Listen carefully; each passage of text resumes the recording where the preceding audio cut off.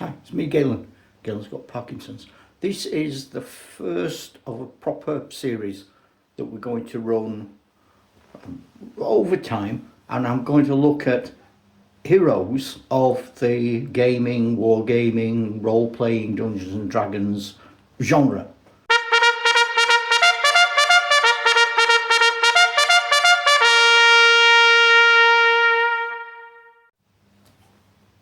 The first of our heroes, and he's first for a number of reasons. And he's first mainly because he lays the foundations of the wargaming that we all play. It doesn't matter what you play, this is where it comes from. And it's H.G. Wells. I first came across H.G. Wells as a novelist. I read War of the Worlds, History of Mr. Polly, those sort of things. Loved it. I love him as a writer anyway. And then I came across his wargaming book, Little Wars, which was published in 1913. There are actually two books about playing with toys. So the only things you need when you're a kid are these things: bricks, some soldiers, a cattle, a building, some dolls, whatever it is. Brilliantly written, lovely style, nice and humorous. One of my favourite bits. I'm paraphrasing. I don't have the book in front of me.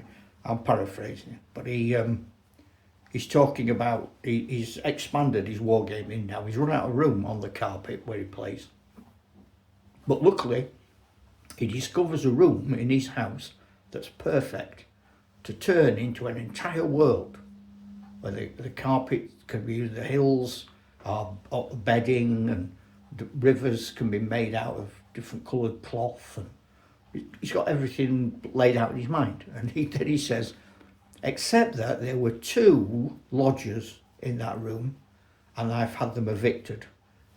My wife's called them children, so I like the idea of him telling Mrs. The kids are getting right my way now. I need to put my soldiers in there. Oi, come out.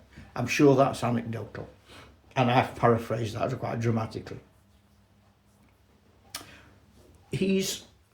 I call him the sort of foundation stone of modern gaming, because before H.G. Wells there were war games, but they were things like Kriegspiel, the Prussian military manual, which is still available. You can find Kriegspiel, and it's all about sort of going into a room with your orders, giving the umpire your orders. The umpire does all of the calculations, and then you come and have a look at the result, as near as possible to be an accurate general in the past. It's not a game. So what H.G. Wells does, he comes up with rules, or codifies certain things, only simple. But there are set moves for cavalry, set moves for infantry, set ways of shooting, which they use a little cannon and fire things. But you have to place it. If you move it, you can't fire it. So you place your gun, it can travel a certain distance, you put it down, that's your turn. Next turn you shoot it from where it is at the figures that are coming towards you. So he does that. But he also, and I think most importantly, gives a legitimacy to playing with toys after you are a child. He is an accepted, famous literary figure. He's not one of these people who gets famous after he dies. He's famous, proper, super famous. And for him to stand up and be counted, and to say, look, I play with soldiers, shoot me. At which point his mate got his little gun and went, oh, what did you do that for? Well, he said, shoot me. Oh, right, you've had it, stand your men up. So he quantifies the game, and he legitimizes the game. Before H.G. Wells, playing with soldiers was exactly that, playing with toys. He legitimises it. He does it in a very creative and fun way, it makes it acceptable. And so he puts in the psyche of adults, it's okay to enjoy playing with soldiers. I'm sure that he wasn't the first to play with soldiers, but I would imagine he kept it under his very tall hat. So he sort of came out of the veritable toy box, if you like, and said, here I am, this is me. The book itself is rather playful. If you've read it, you don't need me to tell you about it. And if you've not read it, you should read it. If nothing else, it's a great read. But he talks about crawling on the floor. He talks about arguments over rules. He talks about having a laugh. Just generally having a laugh. It's chaotic. It's embryonic. It's not realistic. It's not formalised.